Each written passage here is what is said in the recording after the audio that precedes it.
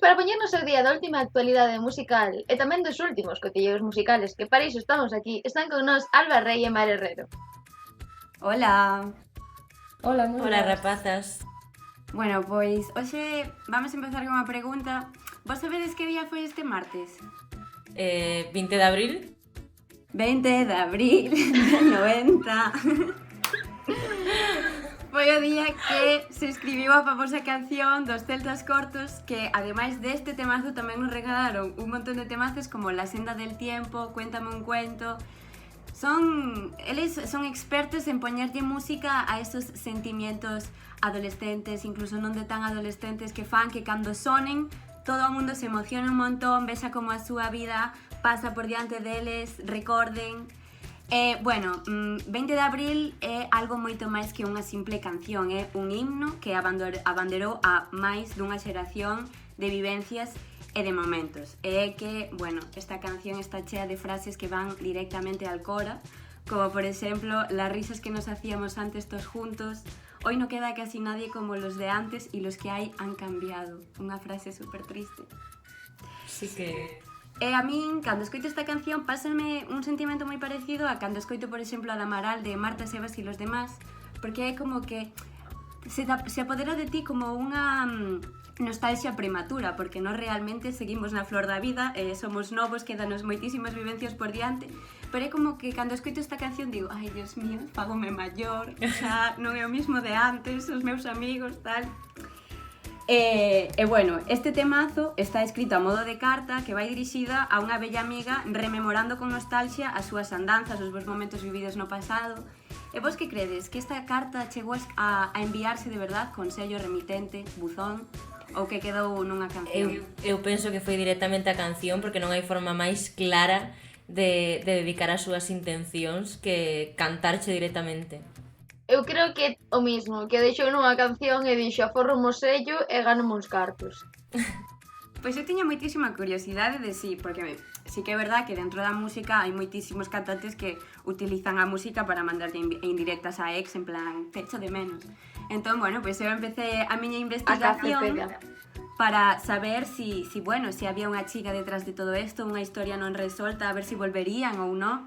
E, bueno, pois resulta que nada, que 20 de abril nace nunha noite onde a melancolía invadiu a Cifu, o cantante do grupo, e, bueno, a raíz deste sentimento de soedade, de nostalgia, xurdiu esta canción, que, según el relata en moitísimas entrevistas, é unha situación ficticia, pero que o fundamento é real, o sentimento que el narra nestos versos é real, pero non hai ningunha chica detrás que o deixara por un tío ese e que igual hasta ten fillos a día de hoxe.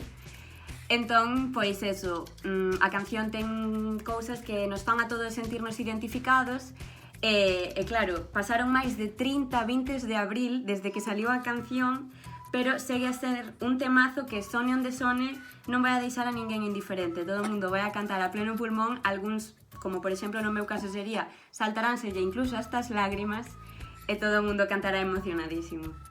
E que ademais, é o que dicías, tanto con esta canción como a de Marta, Sebas, Guille e los demás, moitas deste estilo, é que por unha parte tes ese sentimento de esta canción, a canción da miña infancia, e por outra parte empezas a pensar máis aínda nesas letras e dicir, bueno, que hai algúns que xa non están e ademais dentro doutros anos, cando sexa aínda máis maior, outros tampouco estarán, entón é como, ai, socorro. A mí é o sentimento de fágome maior.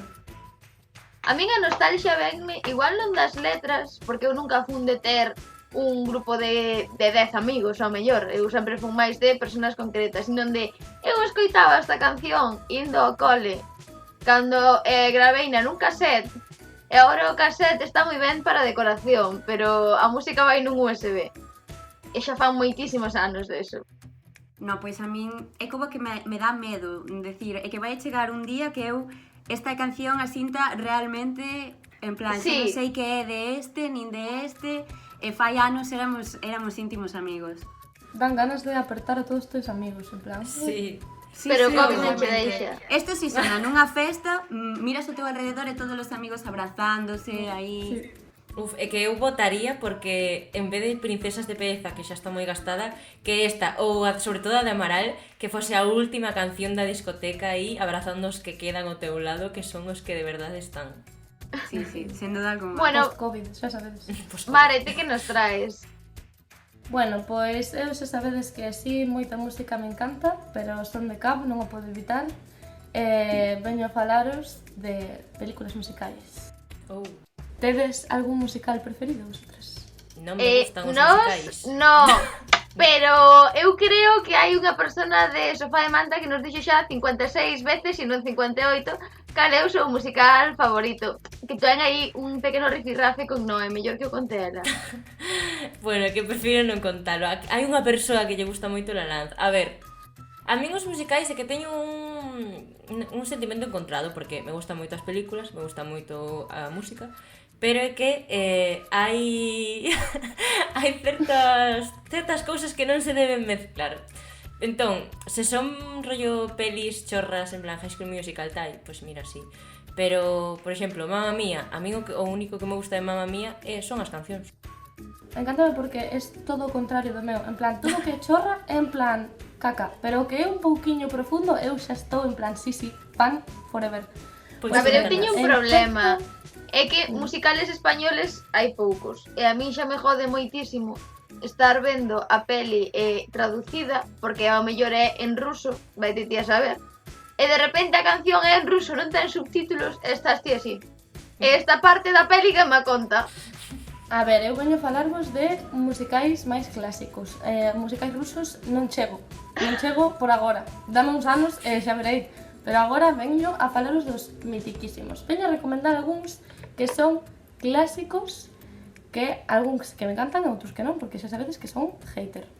Entón, os míticos que para min tedes que ver sí o sí, en plan destos que escoitas as cancións e poste contenta. O sea, isto é de porse a cociñar e dicir que ganas de, non sei, sair a besar perritos.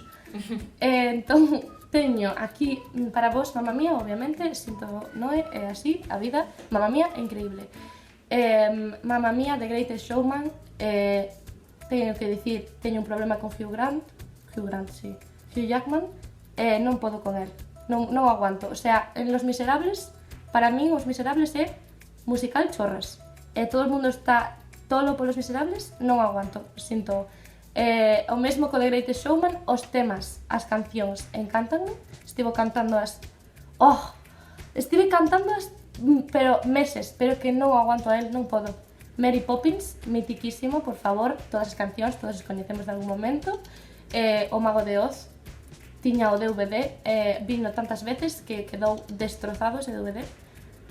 Recomendadísimo, pero a nova, quero dicir, a de 1998, creo que digo.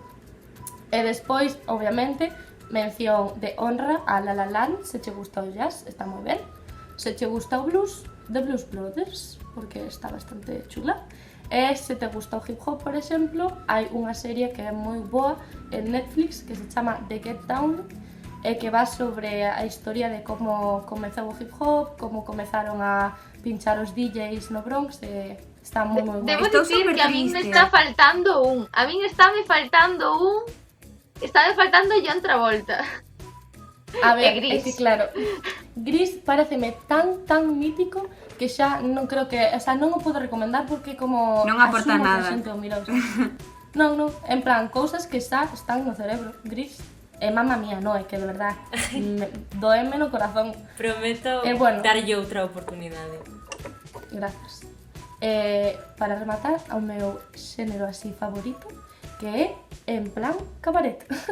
E temos Cabaret, que Liza Minnelli, increíble, historia en Alemania nazi, brutal. Chicago, que bonito, que temas. Maravilloso. Mira, que a de veces que me vin saindo da ducha pensándome que son aquí. Vamos, é que ponmes a que me pongas, son a máis sexy do mundo. Eu veo Chicago e xa está, todo o mundo quere follar comigo. Moulin Rouge, que é increíble tamén, a historia, os actores, sabemos que amor moitísimo por Nicole Kidman. Burlesque, que Cristina Aguilera, aí, Dios mío. Cristina Aguilera e Cher, o sea, non, Burlesque é un must, que a música tampouco é que sexa moi original, ten 3 ou 4 originais, pero peliculón igualmente, dante moitas ganas de salir a bailar igualmente. Para rematar, vou dicir ao Chef's Kiss, a mellor musical para mí que me encanta e me vin 1000 veces e podo verme todas as veces do mundo, Rocky Horror Picture Show. Ai, sí, ai, sí. Aquí sí. Por favor, a Increíble. todos os que non hayan visto, miradeo, importante en Pero- vuestra lista de películas. Eu creo que hai que darlle dúas oportunidades, porque a min a primeira vina, tamén é verdad que a vin de bastante pequena, entonces como que era un pouco todo moi lol, todo, non sabía moi ben que pasaba, pero velo unha segunda vez, de verdad que eu a lista de cancións en Spotify teño descargada é moi recurrente no meu día a día, porque son todo que tema. E que está moi ben miralo sabendo as letras. Eu recomendo tamén, en plan, non pasedes das letras, mirade aunque sexa eso, buscade algunha peli con que os poña os subtítulos das letras tamén, porque son boísimas, e que todo é boísima, todos os detalles Sí. cuidadísimos, increíble. Pois E ata aquí. moitísimas grazas, rapazas. Quedamos con eses deberes pendentes de vernos todos eses musicales. Podedes pasarlle tamén as recetas nos compañeros de Sofá e Manta que esperemos que estuveran poñendo oído. Hasta Moitas semana. grazas, rapadas. Ata a semana Ata que semana ven. que ven.